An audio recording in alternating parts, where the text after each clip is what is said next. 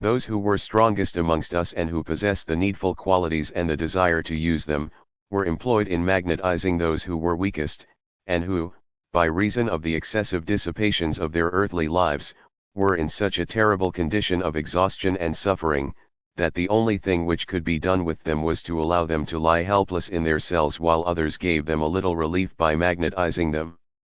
And here I must describe to you a very wonderful system of healing these poor spirits which was practiced in this house of hope. Some advanced spirits, whose natural desires and tastes made them doctors and healers, with the help of other spirits of different degrees of advancement under them, would attend upon these poorest and most suffering ones, where indeed all were sufferers, and by means of magnetism and the use of others' powers which they could control, they would put these poor spirits into temporary forgetfulness of their pain. And though they awoke again to a renewal of their sufferings, yet in these intervals their spirits gained strength and insensibly grew more able to endure, till at last their sufferings were mitigated with time and the growing development of the spirit body, and they in turn would, when fit to do so, be employed to magnetize others who were still suffering. It were impossible for me to give you a very clear picture of this place and those in it, for although the resemblance to an earthly hospital was very great, there were many little points in which it resembled nothing which you have yet on earth, though as knowledge on earth advances the resemblance will become closer. All was so dark in this place, because the unfortunate spirits who dwelt there had none of the brightness of happy spirits to give into the atmosphere, and it is the state of the spirit itself in the spiritual world that makes the lightness or darkness of its surroundings. The sense of darkness was also due to the almost total blindness of these poor spirits, whose spiritual senses never having been developed on earth made them alike insensible to all around them, just as those born on earth in a state of blindness and deafness and dumbness would be unconscious of the things which were apparent to those fully endowed with senses. In visiting the atmosphere of the earth plane, which was a degree more suited to their then state of development, these poor spirits would still be in darkness, though it would not be so complete, and they would possess the power of seeing those beings like themselves with whom they could come into direct contact, and also such mortals as were in a sufficiently low spiritual degree of development. The higher, more spiritualized, mortals and still more the disembodied spirits in advance of them would be only very dimly discernible, or even totally invisible. The working brothers of hope, as they were called, were each provided with a tiny little light like a star, whose rays illuminated the darkness of the cells they visited and carried the light of hope wherever the brothers went. I myself at first was so great a sufferer that I used simply to lie in my cell in a state of almost apathetic misery, watching for this spark to come glimmering down the long corridor to my door, and wondering how long it would be in earth time ere it would come again. But it was not long that I lay thus utterly prostrate. Unlike many of the poor spirits who had added a love of drink to their other vices, my mind was too clear and my desire to improve too strong to leave me long inactive, and as soon as I found myself able to move again I petitioned to be allowed to do something, however humble, which might be of use. I was therefore, as being myself possessed of strong magnetic powers, set to help an unfortunate young man who was utterly unable to move, and who used to lie moaning and sighing all the time. Poor fellow, he had only been 30 years old when he left the earth body, but in his short life he had contrived to plunge into such dissipations that he had prematurely killed himself, and was now suffering such agonies from the reaction upon the spirit of those powers he had abused, that it was often more than I could bear to witness them. My task was to make soothing passes over him, by which means he would obtain a little relief, till at stated times a more advanced spirit than myself would come and put him into a state of unconsciousness.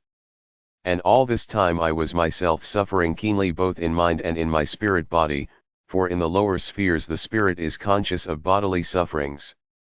As it grows more advanced the suffering becomes more purely mental, the less material envelope of the higher spirits making them at last insensible to anything like material pain.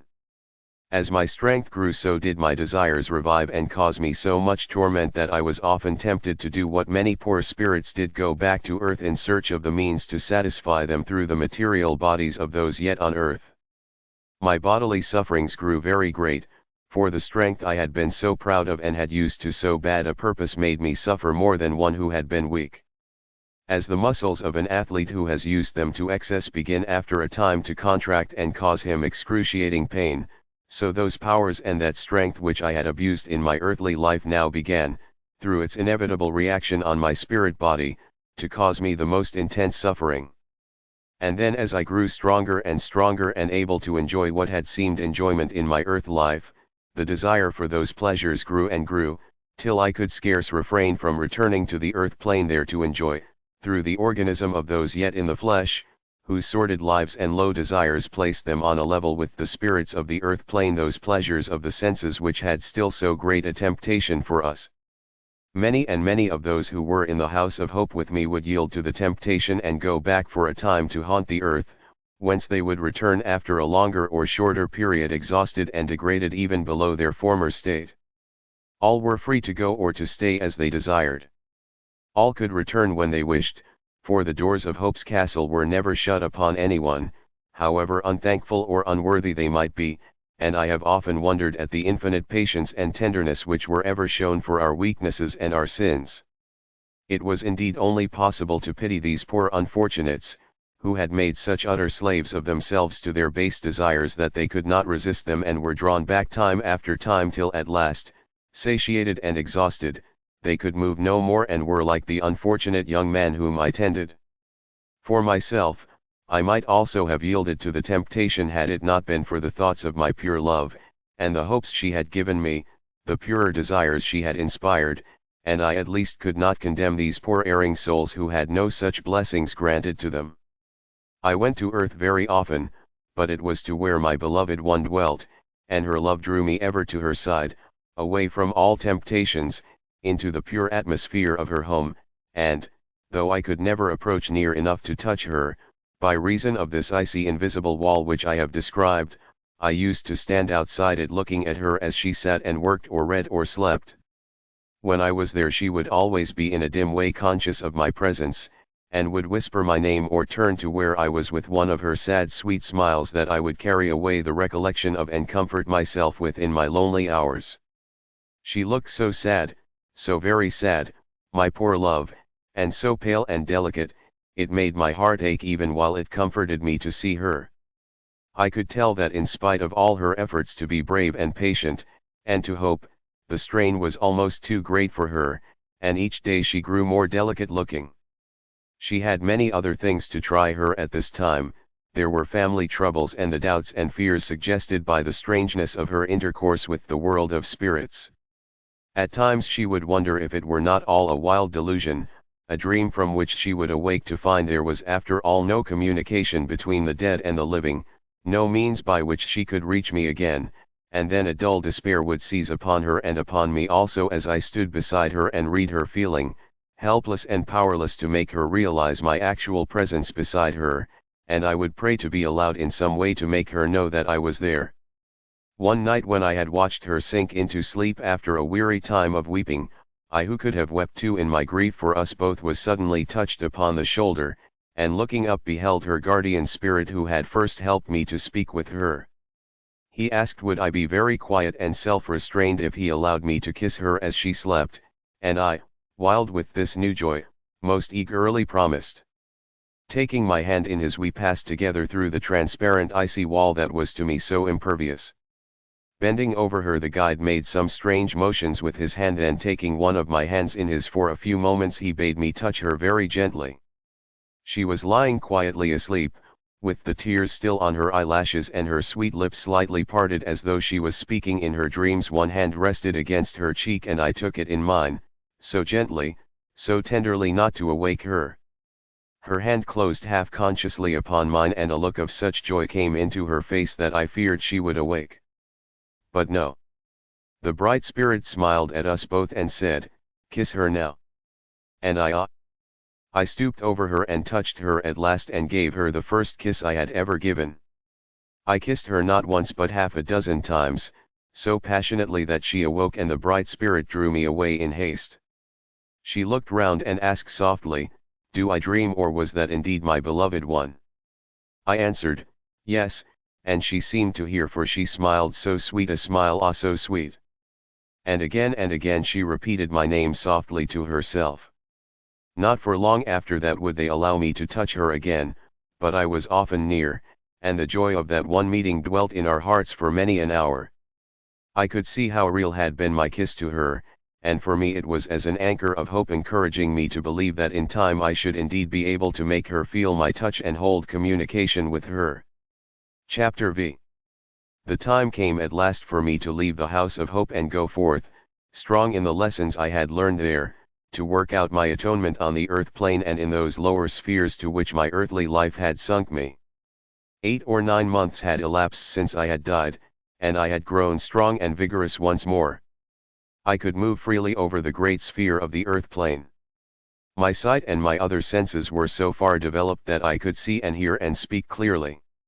The light around me now was that of a faint twilight, or when the night first begins to dawn into the day.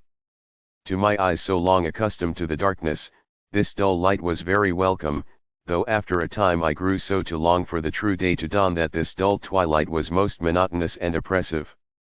Those countries which are situated in this, the third, circle of the earth plane or first sphere are called the twilight lands, and it is thither that those spirits pass whose lives have been too selfish and material to allow their souls to reach any higher state of development. Even these twilight lands, however, are a degree above those haunting spirits of the earth plane who are literally earthbound to their former habitations. My work was to be begun upon the earth itself, and in those haunts which men of the world call the haunts of pleasure, though no pleasure is so fleeting, no degradation so sure, as that which they produce even during the earthly life. And now I found the value of the teachings and the experience I had gained during my stay in the house of hope. Temptations that might once have seemed such to me were such no longer. I knew the satisfaction such pleasures give, and the cost at which alone they can be bought, and thus in controlling a mortal, as I often had to do, I was proof against the temptation such control offered of using his body for my own gratification. Few people yet in their earthly envelopes understand that spirits can, and very often do, take such complete possession of the bodies of mortal men and women that, for the time, it is as though that earth body belonged to the disembodied and not the embodied spirit. Many cases of so-called temporary madness are due to the controlling power of very low spirits of evil desires or frivolous minds, who are, through the weakness of will or other causes, put into complete rapport with the embodied spirit whose body they seek to use. Amongst many ancient races this fact was acknowledged and studied, as well as many branches of the occult sciences which we of the 19th century have grown too wise, forsooth, to look into, even to discover, if we can, those germs of truth with which all ages have been blessed and which are worth disinterring from the mass of rubbish in which succeeding generations of men have buried them. The work upon which I was now engaged will seem no less strange to you than it did at first to me. The Great Brotherhood of Hope was only one of a countless variety of societies which exist in the spirit world for the purpose of giving help to all who are in need. Their operations are carried on everywhere and in all spheres, and their members are to be found from the very lowest and darkest spheres to the very highest which surround the earth, and even extend into the spheres of the solar systems. They are like immense chains of spirits, the lowest and humblest being always helped and protected by those above. A message would be sent to the Brotherhood that help was required to assist some struggling mortal or unhappy spirit, and such one of the brothers as was thought to be most fit would be sent to help. Such a one of us would be sent as had in his own earth life yielded to a similar temptation, and had suffered all the bitter consequences and remorse for his sin. Often the man or woman to be helped had unconsciously sent out an aspiration for help and strength to resist temptation, and that of itself was a prayer, which would be heard in the spirit world as a cry from earth's children that appealed to all in the spirit world who had been themselves earth's sons and daughters. Or it might be that some spirit to whom the struggling one was very dear would seek for help on their behalf and would thus appeal to us to come to their aid. And our task would be to follow and control the one we desired to help, till the temptation had been overcome. We would identify ourselves so closely with the mortal that for a time we actually shared his life, his thoughts, everything, and during this dual state of existence we ourselves often suffered most keenly both from our anxiety for the man whose thoughts became almost as our own, and from the fact that his anxieties were as ours, while in thus going over again a chapter in our past lives we endured all the sorrow, remorse, and bitterness of the past time. He on his side felt, though not in so keen a degree, the sorrowful state of our mind, and where the control was very complete and the mortal highly sensitive, he would often fancy that things which we had done must have been done by himself, either in some former forgotten stage of existence, or else seen in some vivid dream they could scarce recall. This controlling or overshadowing of a mortal by an immortal is used in many ways, and those who foolishly make themselves liable to it either by a careless evil life, or by seeking in a frivolous spirit of mere curiosity to search out mysteries too deep for their shallow minds to fathom, often find to their cost that the low spirits who haunt the earth plane, and even those from much lower spheres, can often obtain so great a hold over a mortal that at last he becomes a mere puppet in their hands, whose body they can use at will. Many a weak-willed man and woman who in pure surroundings would lead only good and pure lives, are drawn by evil surroundings into sins for which they are but partly responsible, sins for which indeed those controlling spirits who have thus made use of these weak mortals, will be held responsible as well as the mortal sinner himself. For thus tempting and using another's organism those evil spirits will have to render a terrible account, since they have been doubly guilty in sinning, themselves, and in dragging down another soul with them. They sink themselves to a depth from which many years, and in some instances many centuries, of suffering cannot free them. In my work I have had to act the part of controlling spirit many times, but I was sent to do so only in order that I might impress the mortal with a sense of the terrible consequences of yielding to sin, and also that I might, when not actually controlling the mortal myself, act as guard and watchman to protect him from the control of the wandering tempting spirits of the earth plane. My work was to raise the barrier of my strong will force against theirs, and keep them back so that they could not come sufficiently en rapport with my charge to control him. If, however, he had allowed himself to be already controlled by these lower spirits, they would still be able to project their thoughts and suggestions to him, though they did so with difficulty. Although I did not know it at the time, and believed that upon myself would rest the responsibility of keeping safe those I was sent to guard, I was only the last link in a long chain of spirits who were all helping at the same time. Each spirit was a step in advance of the one below him, and each had to strengthen and help the one below him should he faint or fail in his task. My part was also intended to be a lesson to myself in self-denial and the sacrifice of my own comfort that I might help another. My condition as a spirit on the earth plane made me of use, seeing that I could oppose a material force of will against those tempting spirits in an atmosphere where a more refined spirit would have been unable to penetrate, and I as one of the earth-bound myself could come en rapport with the mortal more closely than a more advanced spirit would have been able to do. I had, by means of dreams when he slept and constant haunting thoughts while he waked, to impress upon the mind of the man I controlled what my experience had been, to make him feel all the terrible sufferings of remorse and fear, all the loathing of himself through which I had passed, and through which I passed again in bitter agony of soul while thus recalling them. All my feelings were transferred to his mind till he might truly have said he was haunted by all the terrible possibilities of his meditated sins. Over this particular phase of my experiences I shall not dwell longer now, since it is one familiar to many on this side of life. I will but say that I returned from my mission with the consciousness that I had saved many others from the pitfalls into which I had fallen, and thereby had atoned in part for my own sins. Several times was I sent upon such missions and each time returned successful. And here I must pause to say that if my progress in the spirit world has been so rapid as to surprise most who knew of my first condition on entering it, and if I again and again resisted all the temptations that befell me, the credit is not so much due to myself as to the wonderful help and comfort that was given to me by the constant and unvarying love of her who was indeed my good angel, and whose image ever came between me and all harm. When all others might have pleaded to me in vain, I ever hearkened to her voice and turned aside.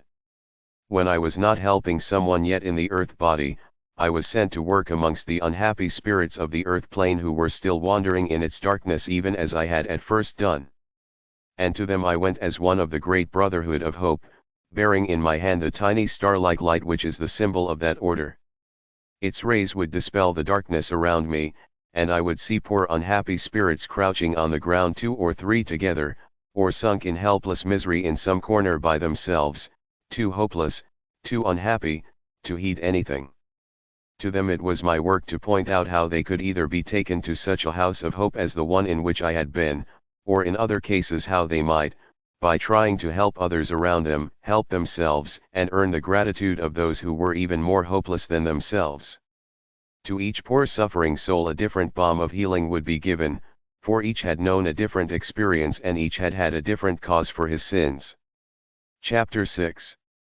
When my period of work in any place was finished, I used to return to the Twilight Land to rest in another large building which belonged to our brotherhood. It was somewhat like the other place in appearance, only not quite so dark, nor so dismal, nor so bare, and in the little room which belonged to each there were such things as we had earned as the rewards of our labors. For instance, in my room, which was still somewhat bare looking, I had one great treasure. This was a picture of my love. It seemed more like a reflection of her in a mirror than a mere painted image, for when I looked intently at her she would smile back at me in answer, as though her spirit was conscious of my gaze, and when I wished very much to know what she was doing, my picture would change and show me. This was regarded by all my companions as a great and wonderful privilege, and I was told it was as much the result of her love and constant thought for me as of my own efforts to improve. Since then I have been shown how this living image was thrown upon the light of the astral plane and then projected into its frame in my room, but I cannot explain it more fully in this book. Another gift from my darling was a white rosebud, which I had in a small vase and which never seemed to fade or wither, but remained fresh and fragrant and ever an emblem of her love, so that I called her my white rose. I had so longed for a flower. I had so loved flowers on earth, and I had seen none since I saw those my darling put upon my grave. In this land there were no flowers, not even a leaf or blade of grass, not a tree or a shrub however stunted, for the dry arid soil of our selfishness had no blossom or green thing to give to any one of us. And it was when I told her this during one of the brief visits I used to pay to her, and when through her own hand I was able to write short messages, it was, I say, when I told her that there was not one fair thing for me to look upon save only the picture of herself, that she asked that I might be given a flower from her, and this white rosebud was brought to my room by a spirit friend and left for me to find when I returned from earth and her. Ah me! You who have so many flowers that you do not value them enough and leave them to wither unseen, you can scarce realize what joy this blossom brought to me, nor how I have so treasured it and her picture and some loving words she once wrote to me, that I have carried them with me from sphere to sphere as I have risen, and shall, I hope, treasure them evermore. From this twilight land I took many journeys and saw many strange and different countries, but all bore the same stamp of coldness and desolation. One place was a great valley of grey stones, with dim, cold, grey hills shutting it in on every side, and this twilight sky overhead. Here again not a blade of grass, not one poor stunted shrub was to be seen, not one touch of color or brightness anywhere, only this dull desolation of grey stones. Those who dwelt in this valley had centered their lives and their affections in themselves and had shut up their hearts against all the warmth and beauty of unselfish love. They had lived only for themselves, their own gratification, their own ambitions, and now they saw nothing but themselves and the grey desolation of their hard selfish lives around them. There were a great many beings flitting uneasily about in this valley, but strange to say they had been so centered in themselves that they had lost the power to see anyone else. These unhappy beings were invisible to each other until such time as the thought of another and the desire to do something for someone besides themselves should awaken, when they would become conscious of those near to them, and through their efforts to lighten another's lot they would improve their own, till at last their stunted affections would expand and the hazy valley of selfishness would hold them in its chains no more.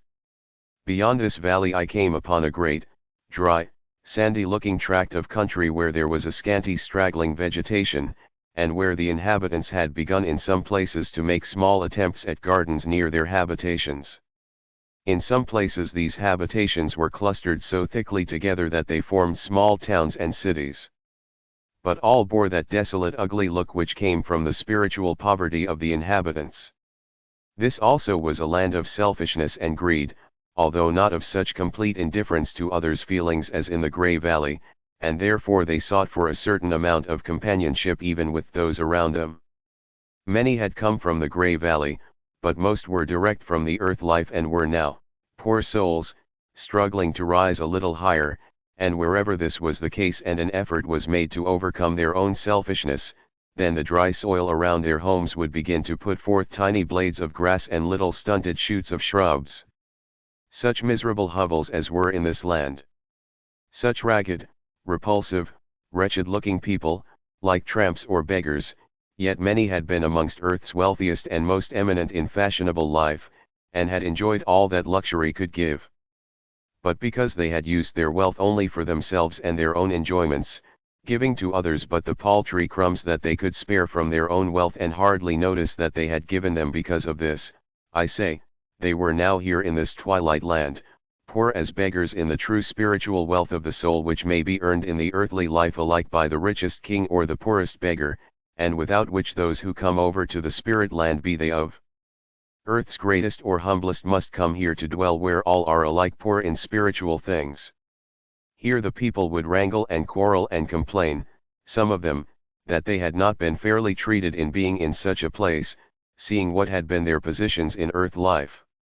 They would blame others as being more culpable than themselves in the matter, and make 1,000 excuses, 1,000 pretenses, to anyone who would listen to them and the story of what they would call their wrongs. Others would still be trying to follow out the schemes of their earthly lives and would try to make their hearers believe that they had found means, at the expense of someone else, of ending all this weary life of discomfort, and would plot and plan and try to carry out their own schemes, and spoil those of others as being likely to interfere with theirs, and so on would go the weary round of life in this land of unrest.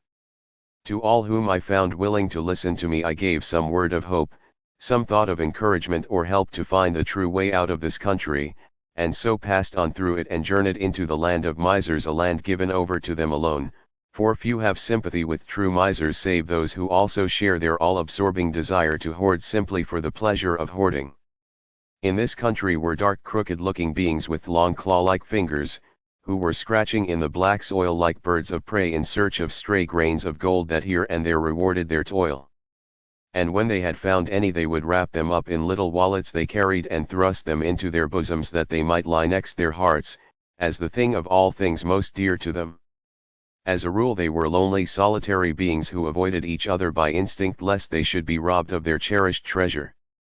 Here I found nothing that I could do. Only one solitary man listened for a brief moment to what I had to say ere he returned to his hunt in the earth for treasure, furtively watching me till I was gone lest I should learn what he had already got. The others were all so absorbed in their search for treasure they could not even be made conscious of my presence, and I soon passed on from that bleak land. From the miser's country I passed downwards into a dark sphere, which was really below the earth in the sense of being even lower in its spiritual inhabitants than parts of the earth plane. Here it was very much like the land of unrest, only that the spirits who dwelt here were worse and more degraded looking. There was no attempt made at cultivation, and the sky overhead was almost dark like night, the light being only such as enabled them to see each other and the objects near them. Whereas in the land of unrest there were but wranglings and discontent and jealousy, here there were fierce fights and bitter quarrels. Here were gamblers and drunkards, betting men, card sharpers, commercial swindlers, profligates, and thieves of every kind, from the thief of the slums to his well-educated counterpart in the higher circles of earth life. All whose instincts were roguish or dissipated, all who were selfish and degraded in their tastes were here, as well as many who would have been in a higher condition of spiritual life had not constant association on earth with this class of men deteriorated and degraded them to the level of their companions, so that at death they had gravitated to this dark sphere, drawn down by ties of association. It was to this last class that I was sent, for amongst them there was hope that all sense of goodness and right was not quenched, and that the voice of one crying to them in the wilderness of their despair might be heard and lead them back to a better land. The wretched houses or dwellings of this dark land of misery were many of them large spacious places, but all stamped with the same appalling look of uncleanness, foulness, and decay. They resembled large houses to be seen in some of our slums, once handsome mansions and fine palaces, the abodes of luxury, which have become the haunts of the lowest denizens of vice and crime. Here and there would be great lonely tracts of country with a few scattered wretched houses, mere hovels, and in other places the buildings and the people were huddled together in great gloomy, degraded-looking copies of your large cities of earth. Everywhere squalor and dirt and wretchedness reigned, nowhere was there one single bright or beautiful or gracious thing for the eye to rest upon in all the scene of desolation made thus by the spiritual emanations from the dark beings who dwelt there. Amongst these wretched inhabitants I wandered with my little star of pure light, so small, that it was but a bright spark flickering about in the darkness as I moved, yet around me it shed a soft pale light as from a star of hope that shone for those not too blinded by their own selfish evil passions to behold it. Here and there I would come upon some crouched in a doorway, or against a wall, or in some miserable room, who would arouse themselves sufficiently to look at me with my light and listen to the words I spoke to them, and would begin to seek for the better way, the returning path to those upper spheres from which they had fallen by their sins. Some I would be able to induce to join me in my work of helping others, but as a rule they could only think of their own miseries, and long for something higher than their present surroundings, and even this, small as it seems, was one step, and the next one of thinking how to help others forward as well would soon follow. One day in my wanderings through this country I came to the outskirts of a large city in the middle of a wide desolate plain. The soil was black and arid, more like those great cinder heaps that are seen near your iron works than anything I can liken it to. I was amongst a few dilapidated, tumble-down little cottages that formed a sort of fringe between the unhappy city and the desolate plain, when my ears caught the sound of quarreling and shouting coming from one of them, and curiosity made me draw near to see what the dispute might be about and if even here there might not be someone whom I could help. It was more like a barn than a house. A great rough table ran the length of the room, and round it upon coarse little wooden stools were seated about a dozen or so of men. Such men! It is almost an insult to manhood to give them the name.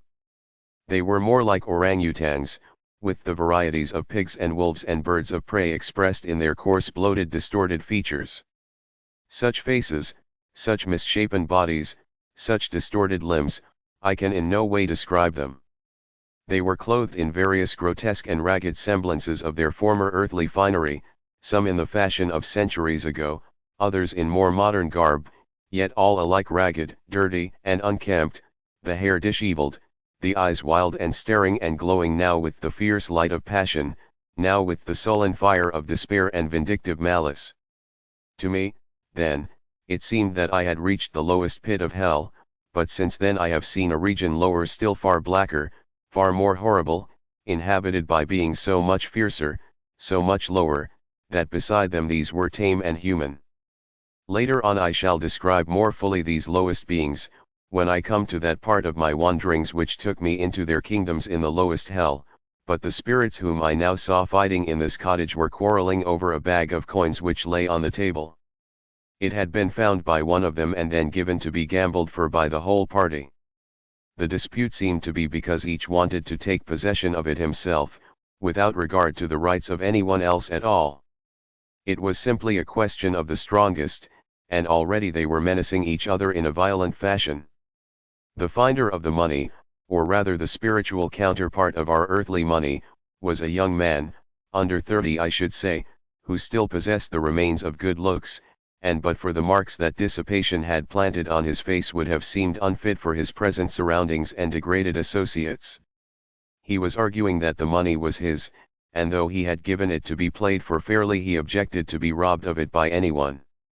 I felt I had no business there, and amidst a wild chorus of indignant cries and protestations that they supposed they were as well able to say what was honest as he was, I turned and left them. I had proceeded but a short way and was almost opposite another deserted little hovel, when the whole wild crew came struggling and fighting out of the cottage, wrestling with each other to get near the young man with the bag of money whom the foremost of them were beating and kicking and trying to deprive of it. This one of them succeeded in doing, whereupon they all set upon him, while the young man broke away from them and began running towards me. In a moment there was a wild yell set up to catch him and beat the life out of him for an impostor and a cheat, since the bag was empty of gold and had only stones in it, the money, like the fairy gold in the stories, having turned, not into withered leaves, but into hard stones. Almost before I realized it, the wretched young man was clutching hold of me and crying out to me to save him from those devils. And the whole lot were combing down upon us in hot pursuit of their victim.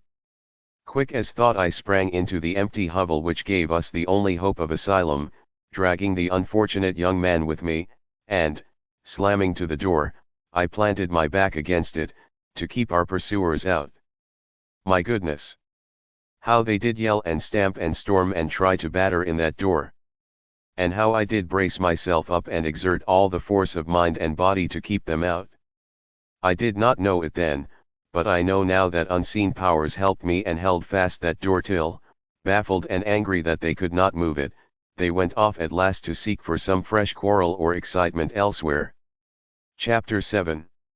When they had gone, I turned to my companion, who sat huddled all in a heap, bruised, bleeding, and almost stunned in one corner of the hut, and, helping him to rise, I suggested that if he could make shift to walk a little, it would be well for us both to leave the place in case those men should think fit to return. With much pain and trouble I got him up and helped him slowly to a place of safety on the dark plain where, if we were without shelter, we were at least free from the danger of being surrounded. Then I did my best to relieve his sufferings by methods I had learned during my stay in the House of Hope, and after a time the poor fellow was able to speak and tell about himself and how he came to be in that dark country. He was, it seemed, but recently from earth life, having been shot by a man who was jealous of his attentions to his wife, and not without reason. The one redeeming feature about this poor spirit's story was that he, poor soul, did not feel any anger or desire for revenge upon the man who had hurried him out of life, but only sorrow and shame for it all. What had hurt him most and had opened his eyes to his degradation, was the discovery that the woman for whose love it had all been done, was so callous, so selfish, so devoid of all true sense of love for either of them, that she was only occupied in thinking how it would affect herself and her social position in the world of fashion, and not one thought, save of anger and annoyance, had she given to either her unhappy husband or the victim of his jealous anger. When, said the young man, whom I shall call Rahul, when I knew that I was truly dead and yet possessed the power to return to earth again, my first thought was to fly to her and console her if possible, or at least make her feel that the dead yet lived, and that even in death I thought of her. And how do you think I found her? Weeping for me? Sorrowing for him? No. Not one atom. Only thinking of herself and wishing she had never seen us, or that she could blot us both out from her life by one coup de main, and begin life again with someone else higher in the social scale than either of us had been. The scales fell from my eyes, and I knew she had never loved me one particle. But I was rich, I was of the noblesse, and through my help she had hoped to climb another rung of the social ladder, and had willingly sunk herself into an adulteress, not for love of me, but to gain the petty triumph of queening it over some rival woman. I was nothing but a poor blinded fool, and my life had paid the penalty of my folly. To her I was but an unpleasant memory of the bitter shame and scandal that had fallen upon her. Then I fled from earth in my bitterness, anywhere, I cared not where it was. I said I would believe no more in goodness or truth of any kind, and my wild thoughts and desires drew me down to this dark spot and these degraded revellers, amongst whom I found kindred spirits to those who had been my parasites and flatterers on earth, and amongst whom I had wasted my substance and lost my soul. You and now, O unhappy friend, I said, would you not even now seek the path of repentance that would lead you back to brighter lands and help you to regain the lost inheritance of your manhood and your higher self? Now, alas! It is too late, said Rahul. In hell, and surely this is hell, there is no longer hope for any. No hope for any. I answered. Say not so, my friend, those words are heard all too often from the lips of unhappy souls, For I can testify that even in the darkest despair there is ever given hope. I too have known a sorrow and a bitterness as deep as yours. Yet I had ever hope, for her whom I loved was as the pure angels, and her hands were ever stretched out to give me love and hope, and for her sake I worked to give to others the hope given to myself. Come, let me lead you and I will guide you to that better land. And who art thou, oh friend, with the kind words and still kinder deeds to whom in truth I might say I owed my life, but now, had I not learnt that in this place, alas! One cannot die, one can suffer to the point of death and even all its pains, yet death comes not to any, for we have passed beyond it, and it would seem must live through an eternity of suffering?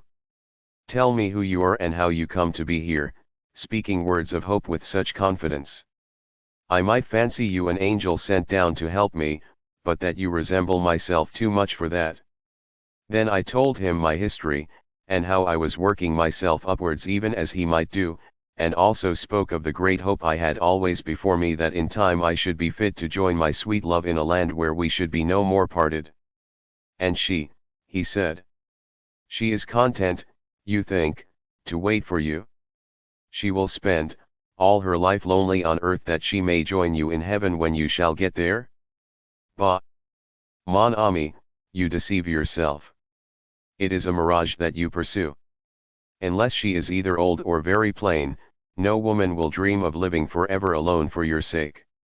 She will for a time, I grant you, if she is romantic or if no one come to woo her, but unless she is an angel she will console herself by and by, believe me.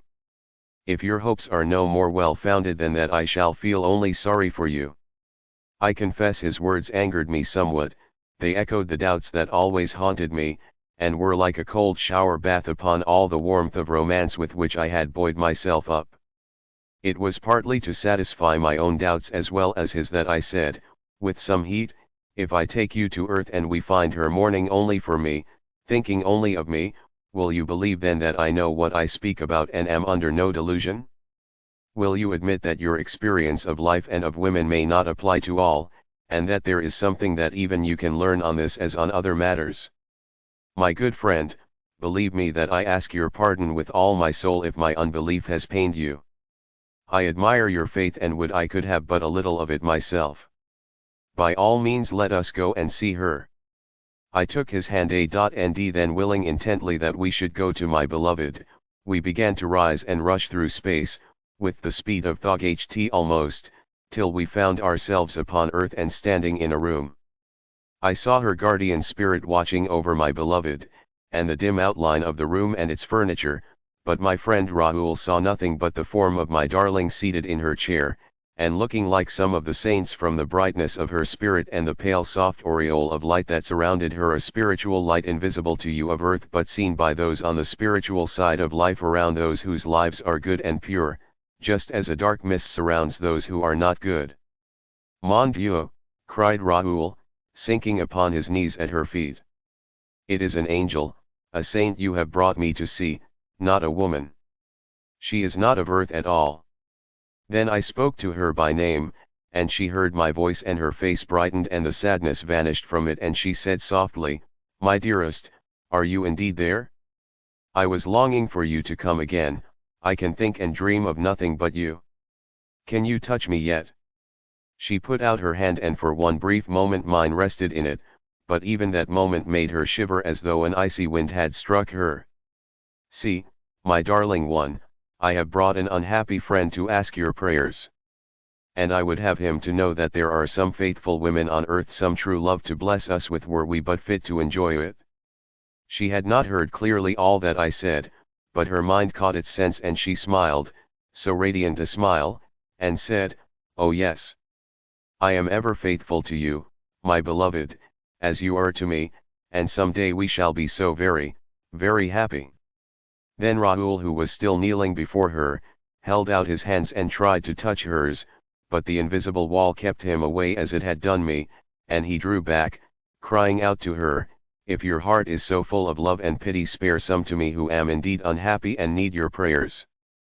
Pray that I too may be helped, and I shall know your prayers are heard where mine were not worthy to be, and I shall hope that even for me pardon may yet be possible. My darling heard the words of this unhappy man, and kneeling down beside her chair offered up a little simple prayer for help and comfort to us all. And Rahul was so touched, so softened, that he broke down completely, and I had to take him by the hand and lead him back to the spirit land, though not now to a region devoid of hope.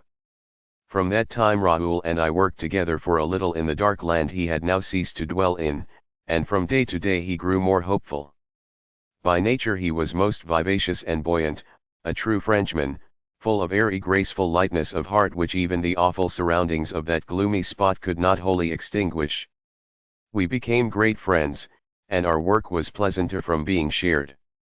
Our companionship was, however, not destined to last long then, but we have since met and worked together many times, like comrades in different regiments whom the chances of war may bring together or separate at any time.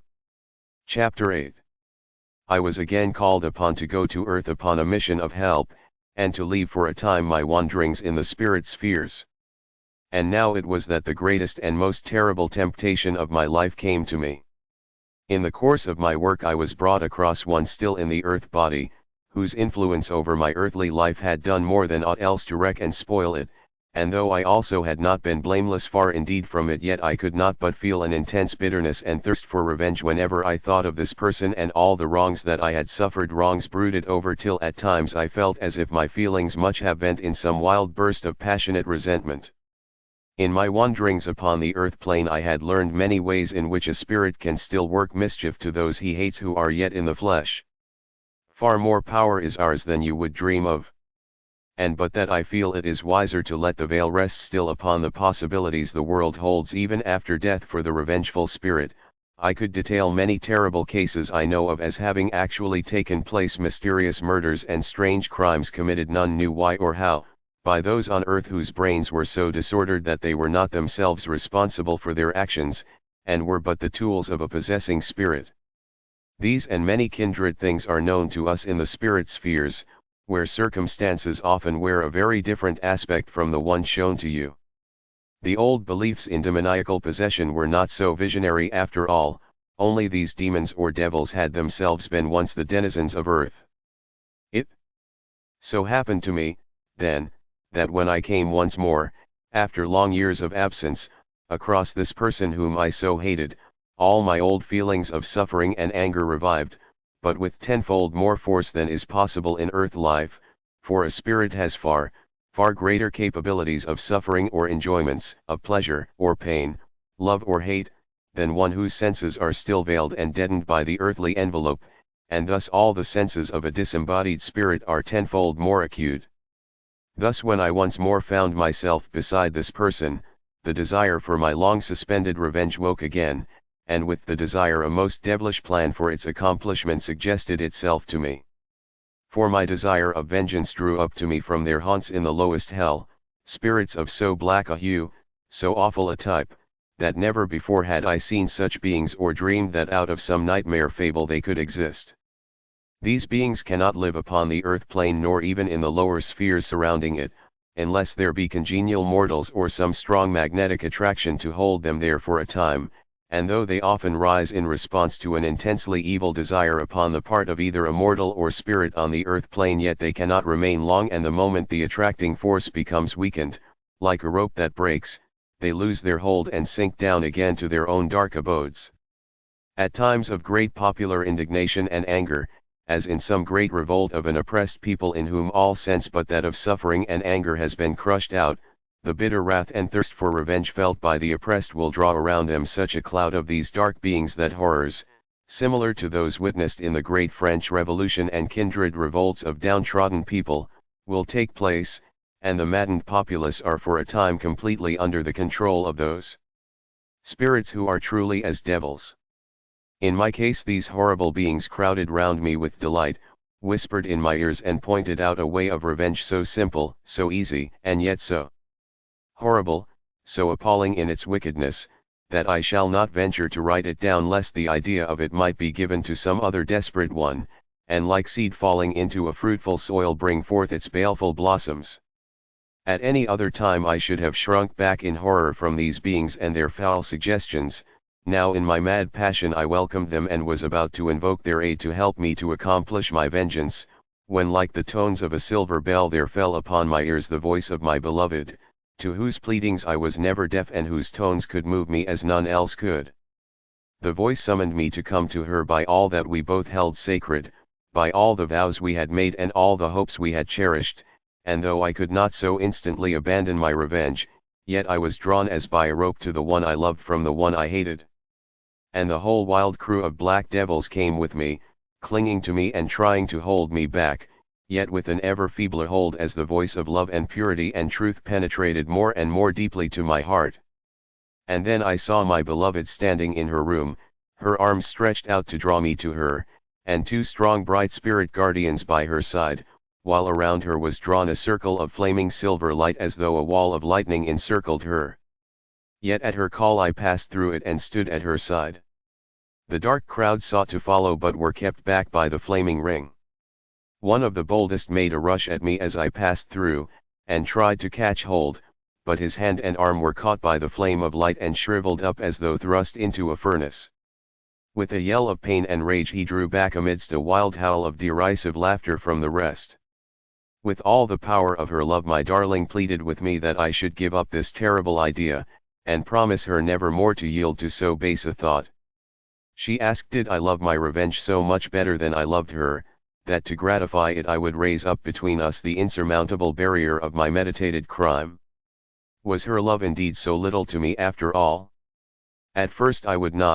could not yield, but at last she began to weep, and then my heart melted as though her tears had been warm drops of her heart's blood falling on it to thaw its ice, and in bitter anguish of soul that I should have caused her to shed tears I knelt at her feet and prayed to be forgiven my wicked thought, prayed that I might still be left with her love to cheer me, still with her for my one thought, one hope, my all.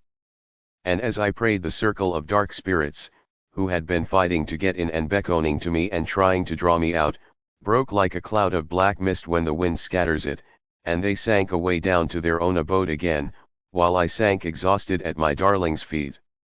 At times after this I saw the dark spirits draw near to me, though never again could they come close, for I had an armor in my darling's love and my promise to her which was proof against all their attacks. Chapter 9. I was next sent to visit what will indeed seem a strange country to exist in the spirit world.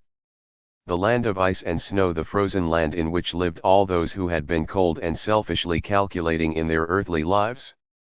Those who had crushed out and chilled and frozen from their own lives, and the lives of others, all those warm sweet impulses and affections which make the life of heart and soul. Love had been so crushed and killed by them that its sun could not shine where they were, and only the frost of life remained. Great statesmen were amongst those whom I saw dwelling in this land, but they were those who had not loved their country nor sought its good. Only their own ambitions, their own aggrandizement had been their aim, and to me they now appeared to dwell in great palaces of ice and on the lofty frozen pinnacles of their own ambitions. Others more humble and in different paths in life I saw, but all alike were chilled and frozen by the awful coldness and barrenness of a life from which all warmth, all passion, was shut out. I had learnt the evils of an excess of emotion and of passion, now I saw the evils of their entire absence. Thank God this land had far fewer inhabitants than the other, for terrible as are the effects of misused love, they are not so hard to overcome as the absence of all the tender feelings of the human heart. There were men here who had been prominent members of every religious faith and every nationality on your earth. Roman Catholic cardinals and priests of austere and pious but cold and selfish lives, Puritan preachers, Methodist ministers, Presbyterian divines, Church of England bishops and clergymen, missionaries, Brahmin priests, Parsis, Egyptians, Mahomedans, in short all sorts and all nationalities were to be found in the frozen land, yet in scarcely one was there enough warmth of feeling to thaw the ice around themselves even in a small degree. When there was even a little tiny drop of warmth such as one tear of sorrow, then the ice began to melt and there was hope for that poor soul. There was one man whom I saw who appeared to be enclosed in a cage of ice, the bars were of ice, yet they were as bars of polished steel for strength. This man had been one of the Grand Inquisitors of the Inquisition in Venice, and had been one of those whose very names sent terror to the heart of any unfortunate who fell into their clutches.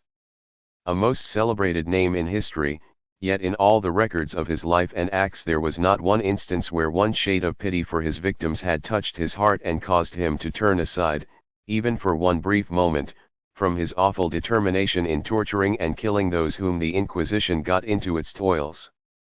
A man known for his own hard austere life, which had no more indulgence for himself than for others. Cold and pitiless, he knew not what it was to feel one answering throb awake in his heart for another's sufferings. His face was a type of cold unemotional cruelty, the long thin high nose, the pointed sharp chin, the high and rather wide cheekbones, the thin straight cruel lips like a thin line across the face, the head somewhat flat and wide over the ears, while the deep-set penetrating eyes glittered from their penthouse brows with the cold steely glitter of a wild beast's. Like a procession of specters I saw the wraiths of some of this man's many victims glide past him, maimed and crushed, torn and bleeding from their tortures, pallid ghosts, wandering astral shades, from which the souls had departed forever, but which yet clung around this man, unable to decay into the elements whilst his magnetism attached them, like a chain, to him. The souls and all the higher elements had forever left those which were true astral shells, yet they possessed a certain amount of vitality, only it was all drawn from this man, not from the released spirits which had once inhabited them. They were such things as those ghosts are made of which are seen haunting the spot where someone, too good and innocent to be so chained to earth, has been murdered. They seem to their murderers and others to live and haunt them, yet the life of such astrals, or ghosts, is but a reflected one, and ceases as soon as remorse and repentance have sufficed to sever the tie that links them to their murderers. Other spirits I saw haunting this man, and taunting him with his own helplessness and their past sufferings, but these were very different looking, they were more solid in appearance and possessed a power and strength and intelligence wanting in those other misty-looking shades. These were spirits whose astral forms still held the immortal souls imprisoned in them, though they had been so crushed and tortured that only the fierce desire of revenge remained. These spirits were incessant in their endeavor to get at their former oppressor and tear him in pieces, and the icy cage seemed to be regarded by him as being as much a protection from them as a prison for himself. One more clever than the rest had constructed a long, sharp-pointed pole which he thrust through the bars to prod at the man within, and wonderful was the activity he displayed in trying to avoid its sharp point. Others had sharp short javelins which they hurled through the bars at him. Others again squirted foul, slimy water, and at times the whole crowd would combine in trying to hurl themselves en masse upon the sheltering bars to break through, but in vain. The wretched man within, whom long experience had taught the impregnability of his cage, would taunt them in return with a cold crafty enjoyment of their fruitless efforts. To my mental query as to whether this man was ever released, an answer was given to me by that majestic spirit whose voice I had heard at rare times speaking to me, from the time when I heard it first at my own grave. On various occasions, when I had asked for help or knowledge, this spirit had spoken to me, as now, from a distance, his voice sounding to me as the voice spoken of by the prophets of old when they thought the Lord spoke to them in the thunder. This voice rang in my ears with its full deep tones, yet neither the imprisoned spirit nor those haunting him heard it, their ears were deaf so that they could not hear, and their eyes blind so that they could not see. And to me the voice said, "Son, behold the thoughts of this man for one brief moment, see how he would use liberty were it his." And I saw, as one sees images reflected in a mirror, the mind of this man. First the thought that he could get free, then that once free he could force himself back to earth and the earth plane, and once there he could find some still in the flesh whose aspirations and ambitions were like his own, and through their help he would forge a still stronger yoke as of iron to rivet upon men's necks, and found a still crueler tyranny, a still more pitiless inquisition, if that were possible, which should crush out the last remnant of liberty left to its oppressed victims. He knew he would sway a power far greater than his earthly power, since he would work with hands and brain freed from all earthly fetters, and would be able to call up around him kindred spirits, fellow workers with souls as cruel and cold as his own. He seemed to revel in the thought of the fresh oppressions he could plan, and took pride to himself in the recollection that he had ever listened unmoved to the shrieks and groans and prayers of the victims he had tortured to death. From the love of oppression and for his own relentless ambition had he worked, making the aggrandizement of his order but the pretext for his actions, and in no single atom of his hard soul was there awakened one spark of pity or remorse. Such a man set free to return to earth would be a source of danger far more deadly than the most fierce wild beast, since his powers would be far less limited. He did not know that his vaunted Inquisition, which he still sought to strengthen in all its deadly powers, had become a thing of the past, swept away from the face of God's earth by a power far mightier than any he could wield. And that, like the dark and terrible age in which it had sprung up like a noisome growth, it had gone never more to return, thank God. Never again to disgrace humanity by the crimes committed in the name of him who came only to preach peace and love on earth. Gone, with its traces and its scars left yet upon the human mind in its shaken and broken trust in a God and an immortality. The recoil of that movement which at last swept away the Inquisition is yet felt on earth, and long years must pass before all which was good and pure and true and had survived throughout